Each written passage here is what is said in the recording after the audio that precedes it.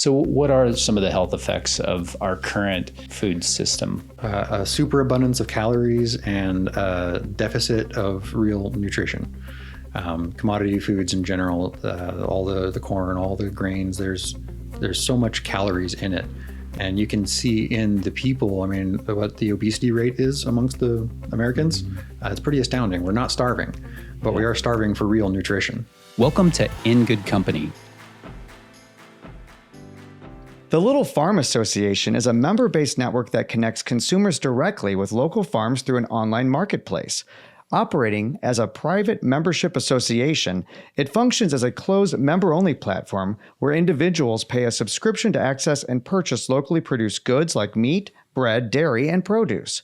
The organization promotes a more direct, transparent food system that supports small farmers and shortens the distance between producer and consumers, offering an alternative to traditional grocery supply chains.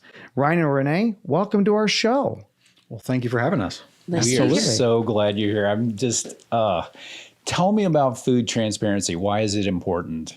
Well, there's so much in our modern food system that isn't clear to a lot of consumers. So in terms of, we've gotten used to eating things off the shelf and thinking, that we either don't pay attention to what's in it, or even if we're buying whole foods off the produce aisle, we think, oh, this is fresh, it's healthy for me. And in reality, the ways that it's grown actually impacts its nutritional quality. And so when you don't know where your food comes from, the nutritional quality of that food may actually be compromised, even if it is a whole food right out of the produce aisle. Okay. Wow. And when you say whole food, in your definition, what do you mean by whole food? Like an apple is an apple and a carrot is a carrot. Okay. It doesn't come in a box, or, it is the way it was in the field. Okay. And then, let's kind of go down the path of how they label things, and they'll say something is organic, for instance.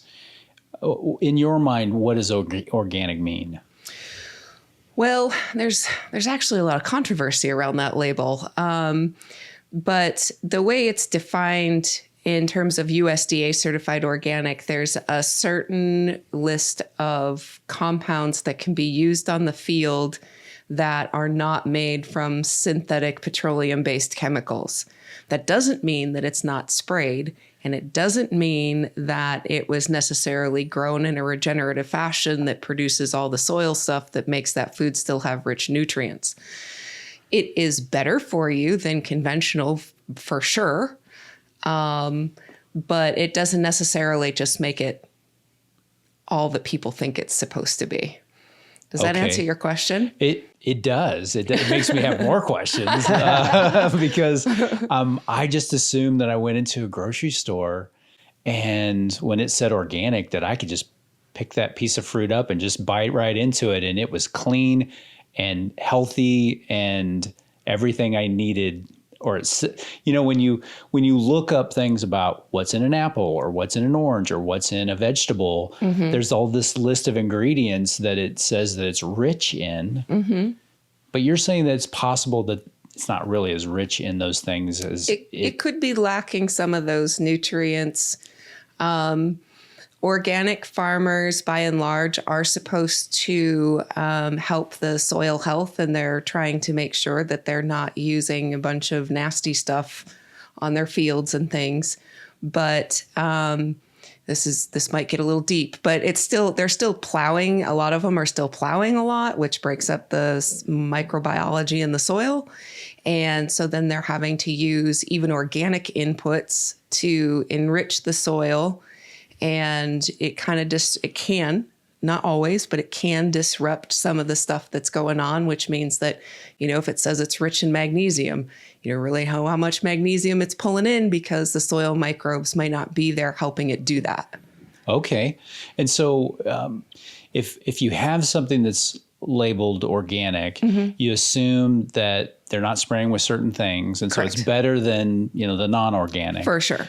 But there's a step beyond that that I don't know if you have a label for that, but It's coming. It's coming. Okay. Yeah, the regenerative label is coming. Regenerative label. Tell me us about all that. about that. Yeah. Well, it's more focusing on the soil health as the primary factor, so that the soils are living things. Many of the even organic growing practices, it's not necessarily living soil.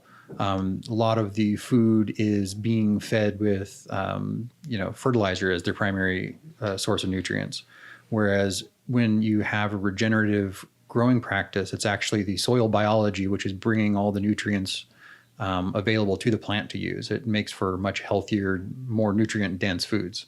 Can you give me an example?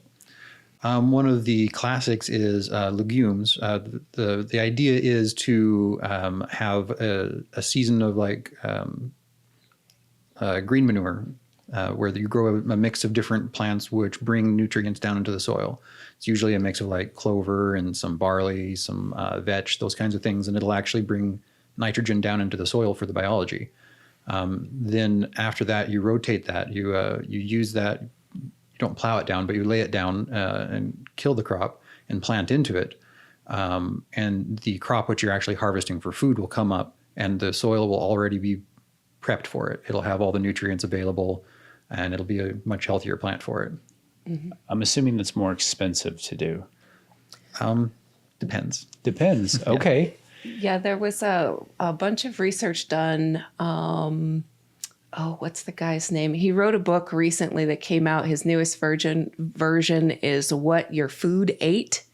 Okay. And he talked extensively about different farms that they went around to and did these experiments, like exact pairs of farms in different parts of the country, in order to determine, where their yields is good, where their expenses is high. And they're finding that maybe without some of those inputs, that farms could actually save some money.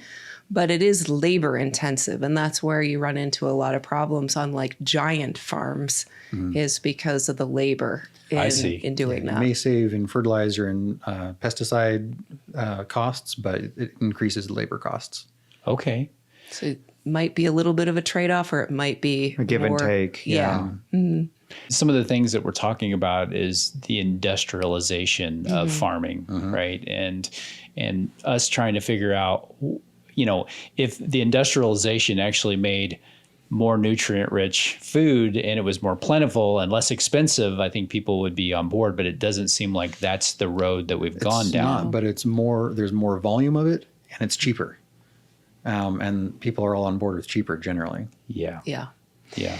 Well, and they've talked about, for instance, just the development of the tomato. The modern tomato that you see in the grocery store is developed in order to be a very uniform, specific shape and hold up to transportation. And flavor isn't really part of the picture.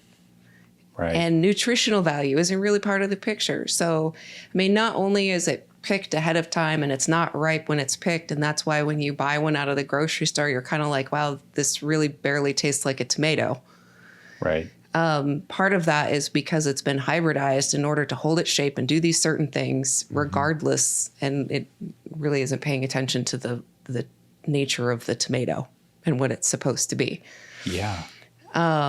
And then in terms of, we were at a workshop here recently, and they did talk about, to some degree, like I don't know if it's still in play, so again, this might be taken with a grain of salt, but that there are certain crop insurances and commodity contracts and things like that might force certain farmers to have to deal with certain seeds. And if you go and sign a contract with a seed company, then you're also forced to do these other things. So there's a lot involved there. And I've looked less into that and more into why we should do the other way. Should we be concerned about GMO? We heard some information that definitely yes, that should be something that is because it can block certain pathways in your body, and that doesn't allow your body, your lymph system, and some of those pathways then to detox, because it has a negative impact on our systems.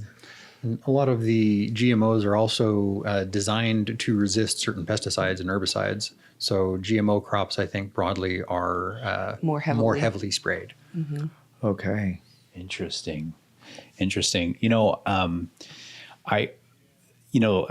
just wondering, like, the history of farming, how we got here. It seems like, I don't know, is it 40 years ago, 30 years ago? Maybe it was different, or maybe longer. I would say like roughly after World War II, honestly. Yeah. And the Dust Bowl. Yeah. Those two things combined really changed the nature of farming. I see. And so maybe it was a response to ensure food security, I guess, but maybe got taken in a... Well, to some degree, the chemical companies which were raking it in during World War II had to have something else to do. They had to get war on something. So declare war on pests and weeds. I see. I mean, it's a lot of the same compounds. Yeah. Yeah. Yeah. And too, I think some of it is also just our basic knowledge and science has evolved in the last little while. Like even now they're coming out with more and more evidence to say, wow, this isn't nearly as good and effective as we once thought it was. So, it may not even be that there was some nefarious, thing at play with that. It's more of like after the Dust Bowl and the whole Midwest part of the country was decimated, and they found these chemicals could kind of bring that back and create food security for everybody. But then as we go down, we always do things and then we find out, oh, there's a ramification to that. Whoops. So now it's more of the fact that they're learning like, oh, that actually isn't as great as we thought it was. Right. And I think there's probably more of that than anything else. Is we thought go big or go home, and bigger is better, and we can feed more people. And it was all this mindset of surplus and yield without really thinking about what was going on to the food quality and the soil quality and all of that. Yeah. Until people started kind of, people have been questioning it for a long, long time, but they just didn't have a strong enough voice. And now I think they're gaining a stronger voice. And the public is asking more questions too. Yeah, I could see that. The consolidation of farms is astounding, particularly like the larger farms. The average farmer, I think, the age is like 65 right now. Yeah. Which is astounding by itself. Yeah. But their children generally aren't coming in to fill the void. Yeah. And so there's a lot of sellout in the farms too. Well, I could see, it kind of seems like a race to zero, kind of like they're producing massive quantities of food, trying to make it as cheap and inexpensive as possible and look good. But the reality of what's behind that is not healthy for people. It's healthy for the shareholders, but not many other people. Yeah. So what are some of the health effects of our current food system? Well, a superabundance of calories and a deficit of real nutrition. Commodity foods in general, all the corn, all the grains, there's so much calories in it. And you can see in the people, what the obesity rate is amongst the Americans. It's pretty astounding. We're not starving, but we are starving for real nutrition. Yeah. Yeah. They call them, what is it? What is the saying that they use now? Like, can't remember. Overfed and undernourished. Overfed and undernourished, yeah. Dr. Rachel Shook, we had her on. She's a nutritionist. She came on and she talked about how that drives craving. Yeah. And so, if you're talking from just a strictly business standpoint, if you want to make a lot of money, if you can have your consumer want to consume more, that's ideal. And so then it started, not to be a conspiracy theorist here, but, they say that some foods are designed specifically to encourage more hunger. Yeah, addictive. There's real addictive. There's really designer is. salts, which are engineered to be addictive. Wow. Yeah. And so it makes sense that if you have what you think is nutrient-rich food that's not nutrient-rich and you eat it, your body, whether or not you've eaten enough or not, is going to say nope, that's not what I need. Keep eating until you find it. But we don't have a mechanism of doing that as far as I know. Well, and on the other side of it, they also have GLPs, which you can just lose all that weight, no problem. Yep. They've got a pill to fix that one too. Yep. Yeah. Yep. Let's just Sell keep it to you adding. coming, sell it to you coming.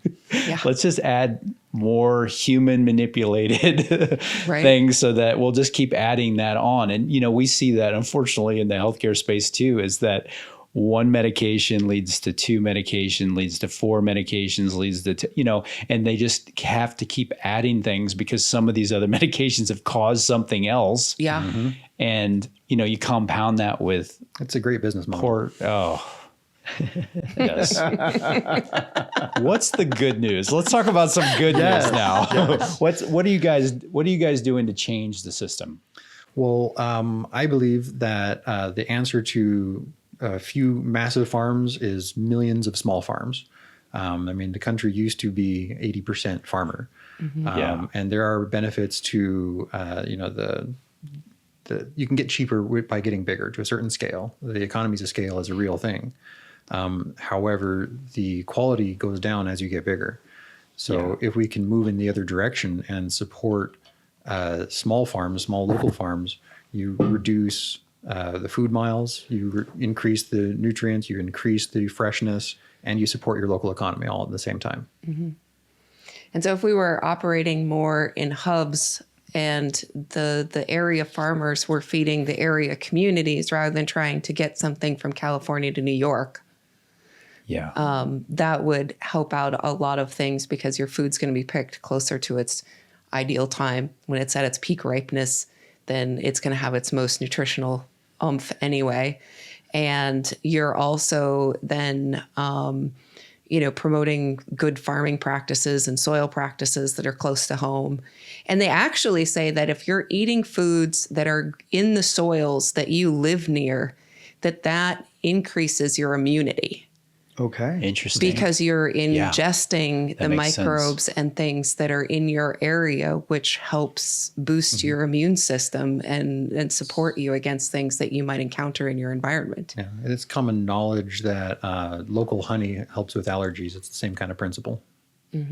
So how do we connect the average person who's normally going into a grocery store to who's actually producing their food? Well, it's kind of a tricky thing because, there's so many different producers of food, and it's inefficient to go to every single one.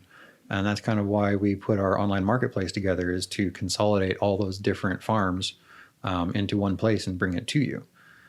Farmers markets are great, and I think it's important to support them, but it's also, it's kind of awkward to get out, and it's that one day you may be busy, there's other things. Right. It's hard to have that as a food source. But I'd advocate for going to littlefarm.store and get your food brought to you. Yeah, Absolutely. So tell us, how did you get this started? Well, it started up when I was living in Alaska and dreaming of how to most effectively impact the world in a positive way. That's probably how it got started. But farming is not a thing in Alaska. So I moved down here where there's a better growing climate and started moving that direction. Wow. So my family, we bought a farm in Mansfield, and for the last 10 years, we've been developing it. Technically, we're not really farming much anymore. We're too busy doing other things. We still have a good garden, and we have an orchard. But as we started growing, we started going to the farmers markets. We had a roadside stand, and it's a hard way to make a living. It's hard to make ends meet doing that. So there had to be a better way. So a step at a time, we get closer to our goals here. So what foods would we find on your site? All the seasonal things. We've got the produce, anything which is in season. We've got baked goods, bread, sourdoughs. We even have some French pastries. There's Fancy. Really great coffee. There's really good coffee. It's not locally grown, but it's locally roasted. Yeah. Cool. There's a wide variety of cheeses, milk, Protein. So proteins, your we got meats. We do serve everybody year round. So the produce might rotate for what's in season, but we do have produce year round. And when you talked about regenerative farming, are all of the farmers in your network regenerative farmers? The majority are moving in that direction. Everyone's on a learning path, but there are a few regeneratives for sure. That's cool. Yeah, we've got several. A lot of our produce farmers are organically managed. They're not certified organic because that's a whole other process, but they follow the same process there. Yeah, they follow the same practices similar to between organic and regenerative. We do tend to we'll work with everybody. We just want to label everything. So, we do bring in some stuff sometimes that's conventionally grown because that's what we can get. Like apples, for instance, are really hard to get organic in Missouri. Really? Why is that, you think? Fungus. The humidity here Yeah. promotes a lot of fungus. Yeah. Interesting. So, but still getting apples from Missouri, they still taste better than getting them shipped from somewhere else where they've been sitting in storage for Lord knows how long. Yeah. So, but we label it. So every item in our platform tells you which farm it came from, what their growing protocols are. If it's a baked or made good, then it has all the ingredients in it so that you get to choose. We try to have that full transparency about everything so that people have actual choice. Because when you go to the grocery store, you think you're choosing, Right. but you don't always have all the information about where stuff is coming from. What about convenience? Well, how much more convenient? I mean, I could bring it into your fridge, I suppose, but doorstep is good enough for most people. Okay. So you deliver, and is that on what kind of schedule do you guys keep? We do a once a week home delivery. Sweet. So depending on where you're at, it's either currently it's either Thursday or Friday. Okay. Nice. And right now, what area are you delivering to? On our furthest east, we go to Mountain Grove, and we come all along Highway 60 into Springfield, Ozark, and Nixa. Nice. Wow. And we're looking to expand up to Lebanon and Marshfield this year. Yeah. We hit Ava and Hartville on the way in too. So That's awesome. cool. Yeah. And by the way, there are a couple which I put in their fridge. But don't expect that. right. That's just for special clients. Got it. That's if they ask. That's if they ask. Okay. Well, if they listen to this, I'm afraid they might have more people asking. Yeah, when we met Rachel at an event, and she was set up right across the way from us, and her banner said "Food is medicine." I was like, we need to know who this one is. That's right. Because that's one of the things that we strongly believe too, is that people eat well. They feel better. Their mental stability is better. Yeah. There's so much research out there to show how much our well-being really depends on what it is that we're consuming. Yeah. And so that's important. That's so true. Yeah. That's so true. So for listeners who's never heard of the private membership association model, how would you explain that in simplest terms? Main reason for that is to legally comply with Missouri milk laws. It is legal to buy raw milk from the producer, but you cannot resell it. And so with the association, it's a way that we are able to facilitate this exchange while working directly with the farmer. That's the initial reason for that. Because we don't own any of the food that we move. It all belongs to the farmer, and it's pre-ordered by the buyer member, and then it's transported to the buyer member. So we're not in any kind of retail situation. And so just facilitating those private contracts between the farmers and the buyers is why we chose that model. And can you tell me anything about your farmers? Yeah.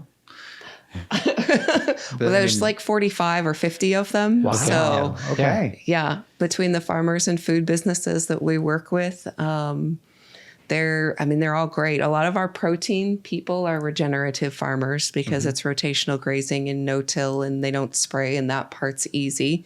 Yeah. And then we have, we're gathering a bunch of different tiny little garden producers too, because we've got a couple of big ones that can grow year round. And then in the summer, we've got all kinds of people that grow. Yeah. So That's cool. Yeah. And these are families, I'm assuming. Yes. Yeah. There's no big farms here. No. Yeah. That's cool. It's the little farm store. And any Century Farms? Tarina. Trina? The Kellys have a Century Farm on their place. Oh, awesome. Off the top of my head, I'm not sure if anybody else does. I just noticed that I one. think that might be the. Yeah. That's super cool. And do you have folks that are like just new to farming that decided, okay, we're going to be a farmer? What made them make that choice? A lot of people, it's the nutrition. A lot of people, it's getting back to the land and being more connected with nature. Yeah. Providing your own food. There's a number which are kind of on the border of like homestead or farm. So they have a little bit of surplus, but they actually want to have more of the homestead life. So yeah. That's cool. Yeah, and I should say, community is another piece of this that we really believe in too, because we get so disconnected not only from our food, but from each other. And when you look back at all the times that we ever sit down and, you go to somebody's house and they haul out the food, they haul out the drinks, they're always offering something. And it's just kind of part of human nature to break bread together. And so connecting us to our food and connecting us to each other in these small areas and replicating that micro food hub idea is part of what we do. And so we like to know who our members are. We like to be able to help them out when they need it. We've orchestrated meals to go to people who have been ill and other things. And we're trying to get people to go out and volunteer at farms if they want to have that experience. Oh, that's cool. And we have a lot of events that we host to just try and get people together. And what's your next event? The summer picnic, I think, is the next one that we have scheduled. And that's in June. Yes, I think we decided on June. And but in the past, we've had a friend, Angela, who's also a nutrition dietitian, who would come out with her trailer and cook wood-fired pizzas for us. But this year, I think we're going to do a little something different and get people together for just more family-oriented activities and have a good time. Yeah. And but yeah, it's just trying to get people together and we bond. need that today. Yeah. Really bad, don't we? Yeah, and to support each other and to know who we are. So it's about the food and it's about the community and the whole picture.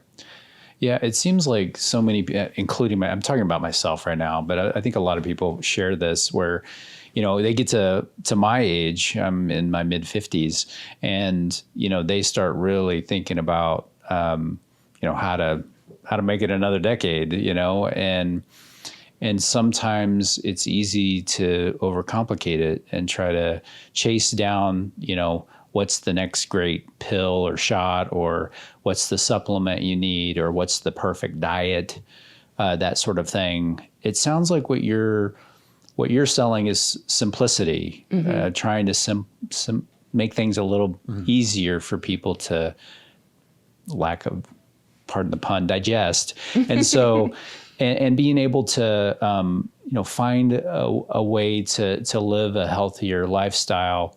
But what you just talked about too is getting back to that community connection and knowing who grows your food and that trust, because I think with the food industry, that's what's been broken, right? Mm-hmm. I feel like that. Yeah. I was pretty amazed. I think one of the most intriguing pieces that I've learned through my research too is just that through my learning research, I should say, is that it's some of those key trace mineral nutrients that are often missing in conventional industrial food. And so the link between soil microbes and the roots of the plants when they're grown in proper soil is where those nutrients, those key trace mineral nutrients come from. And they're lacking in our food because we're just not growing things in the proper way. And I think, how simple is that to just let nature do what nature does, and then and it's all connected. We're connected to our food, we're connected to our soil, and bam, we'd be, much healthier creatures. Yeah. Oh, for sure. If we focused on the digestive system of our food, we'd have better digestive systems ourselves. And, they talk about even with the proteins, because a lot of the commodity foods that are grown right now in the country are actually going to make grains for animals, the feed animals like the cows and the pigs and stuff that shouldn't even be eating that in the first place. Right. And then you get all of that omega-6 to omega-3 ratios thrown way off, and that just increases inflammation. It's like, wow. Yeah. Just go back literally to the root of the problem, and we could solve all the way up the food chain. Yeah. How do people, I mean, I know comments that we could potentially get on this are, how do I afford this? Because they always, it's like, well, if you want to eat better and you want to eat healthy, you're going to have to pay more. That's like what a lot of people feel, because you walk into a Whole Foods, which, well, I don't want to get too off the track on what's actually in a Whole Foods, but, like a Whole Foods store is what I'm talking about. Yep. Instead of not the Not label, the brand but Whole Foods. right. Yeah. the brand. But when they're going and saying, well, if I'm going to buy organic, I'm going to spend, $2 more a pound or whatever it is they're buying. And how do I afford that? But some people might argue you don't need to buy as much when you're eating more nutrient rich food, because you're not eating as much. Yeah, I've definitely found that to be true. When we first started doing all of this, I just bit the bullet and paid more and bought less of other things. And before I knew it, those other things didn't even matter in my grocery cart anymore. So if you're not purchasing all the crackers and all the little snacky foods and stuff like that, and you're focusing on just eating, the 3 squares a day with good quality food, But you I'm actually addicted are less. To it, Renee. I'm I'm totally addicted to it. then you're it's actually got me less. hooked. You're actually less hungry, and you find yourself purchasing less. Yeah. So And true. you kind of just have to start. I love how all of the clinicians that we've worked with say, choose 1 or 2 things to start. Don't think that you have to change everything overnight. Yeah. Choose 1 or 2 things to start. Make it easy on yourself. Give yourself some grace. And, if what you can do is replace even 10 or 15% of your grocery budget with these other foods purchased through these other means, whether it's through us, a farmer's market, wherever, then that makes a really positive impact on your meal plate. It makes a positive impact on the community and the farms around you. And so it'll spread from there. Like, it becomes a whole thing just within your person. You're like, wow, that was actually way better. And I think I want to do more of that. Yeah. So we hardly ever go to the grocery store anymore. We've gotten really good at being able to eat with the seasons, which is something else that Rachel and other people that we know talk about that are clinicians. Yeah. And that's really great for your body to do. So let's talk about the seasons. What foods are you eating at what parts of the year? Through the winter, I mean, it's pretty cold. There's not a lot of things growing, but leafy greens are generally available throughout the winter. Storage crops are available. They get harvested in the fall. So like potatoes and sweet potatoes and onions and garlics and those kinds of things. You harvest them in the fall and they're available until they run out. Right. From our suppliers, we're just starting to run out of those right now. Okay. We just ran out of sweet potatoes. And in the summer, it's everything. We can grow just about anything here in the summer. Yeah. Ironically, lettuce is available when the stuff you put in the lettuce is not. Oh, okay. Because lettuce doesn't like heat. Okay. And so through the winter and the cooler months in the spring, you have surplus of lettuce. Now, we do have lettuce by a couple of people that have the conditions, they've created space to grow that. But when your tomatoes are ripening in July, then it's just a struggle to sometimes find the lettuce that goes with it. Right. But yeah, so you kale and chard and hardy leafy greens like that, really great for you. And they grow in the cool seasons. They don't love the summer. Yeah. You just got to get creative with your cooking, right? A little bit. Yeah. And then in the fall, the fruits start coming. The apples and peaches and all those types of things are all in the fall. So it's pretty widespread. Yeah. And you just learn to rotate through, and it also encourages people to try new things. I feel like I don't like radishes, but I discovered that I like certain kinds of daikon radishes. And radishes are important because they're really, really mineral nutrient rich, Okay, which I didn't know. I just learned that. So I was like, okay, I better suck it up and try these radishes. And so tried a couple of different kinds, and purple daikons don't taste like radishes. They're great and they're pretty. Okay, cool. So health-wise, when you kind of started out down this path, what were there things that you noticed changed for yourselves? I've been fairly healthy my whole life, so I haven't seen a drastic improvement. That's good. So, I mean, that's for me. But Yeah, I noticed a difference in my shopping patterns. And for me, because I was, always cooking for kids and everybody, when I first started this, I thought, oh my gosh, this is so hard because you're flipping through cookbooks, trying to find recipes and make this whole grocery list. And it was kind of tough at first. And then you just kind of have to lean into it a little bit. And again, try 2 or 3 meals that focus on whole foods a week. And if the other ones aren't, then, just kind of give yourself grace with that. But over time, it just changed and it became easier and easier. And now I don't use a cookbook. I just open the fridge and I'm like, these things go together and they all go in the pan with salt and butter and you call it a day. Yeah. So you can grow into it, but just start a little at a time. health-wise, have you noticed anything since this? Health-wise, it's way easier to maintain my weight. Avoiding all the ultra processed foods. No ultra processed foods. And so, I don't have to work a whole lot at that because it's just there. One of the first things that actually took us down this path was actually mental health, because when I was younger, I really struggled after some of my first children, struggled with depression really bad.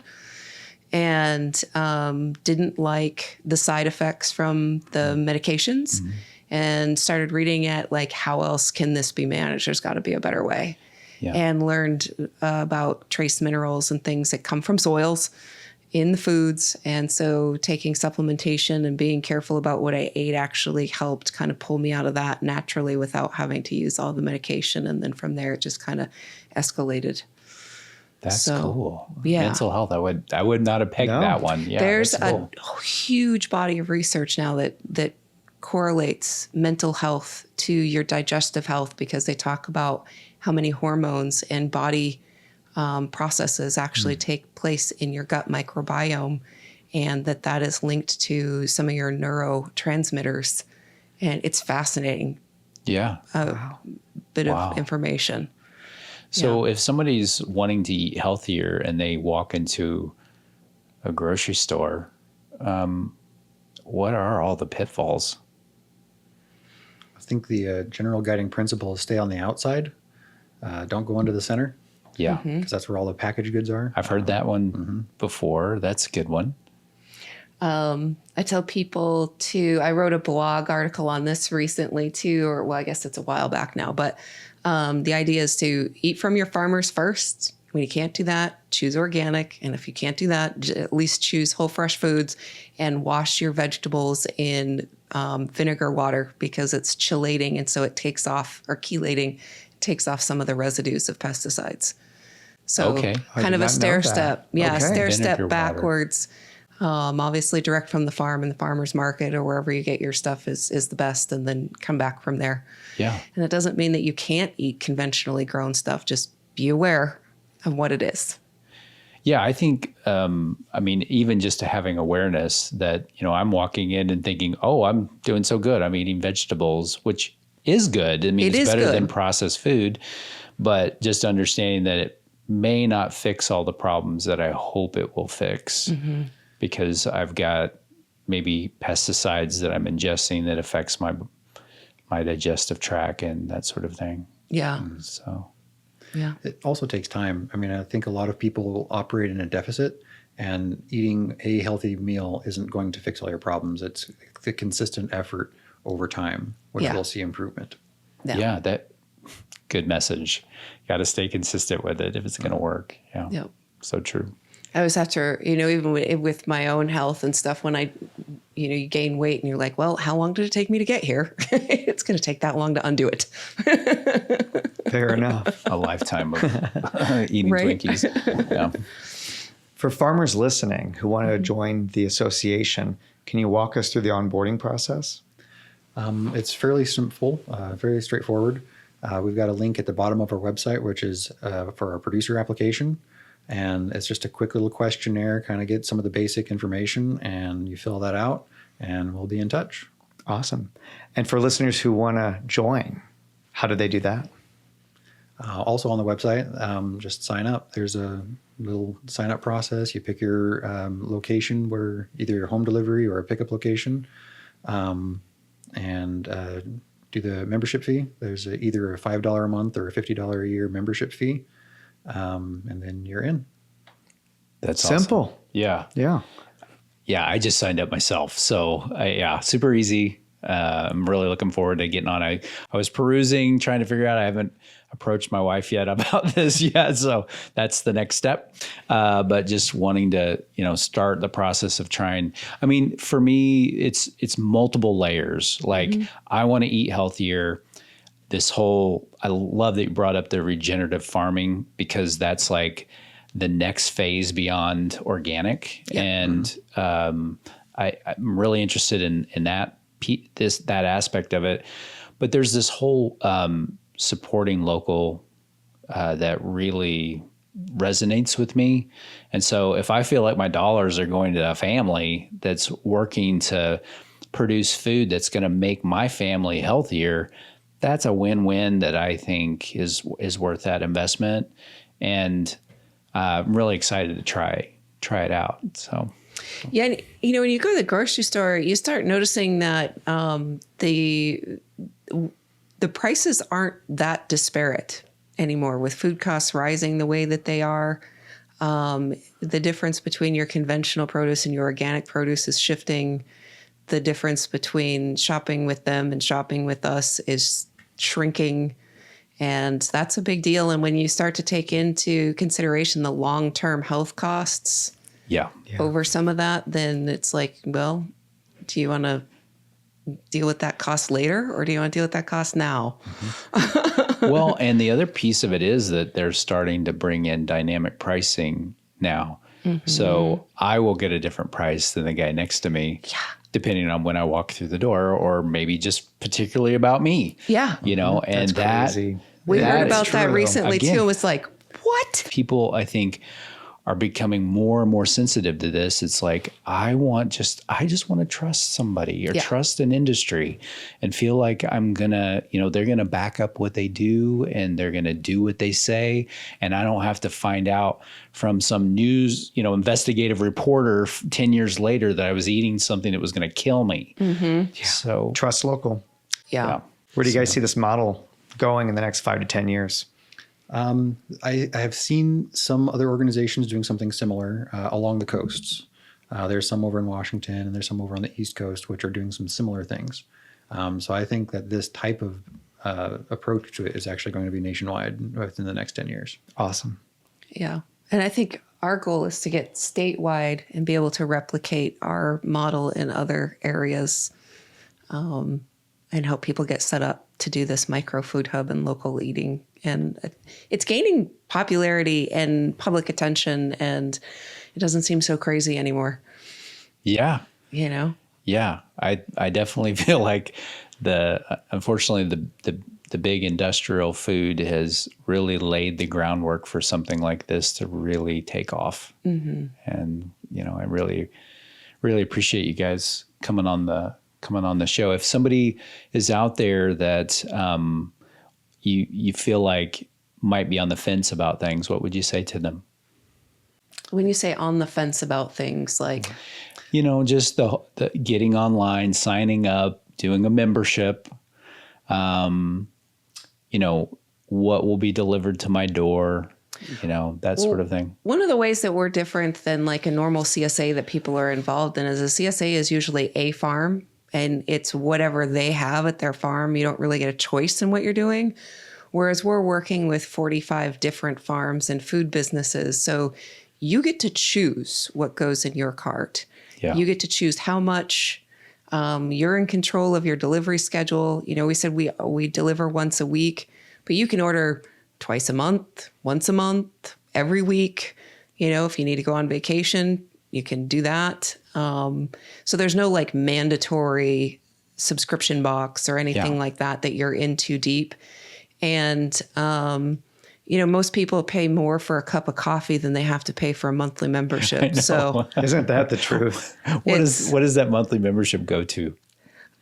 We use it just to help with our costs of doing the listings and transportation and delivering the food. We try to keep, because the farmers set their prices, and we want to make sure that our work is affordable to as many people as possible. We really keep our margins very, very, very small. So we're not doing a huge markup on this stuff. Yeah.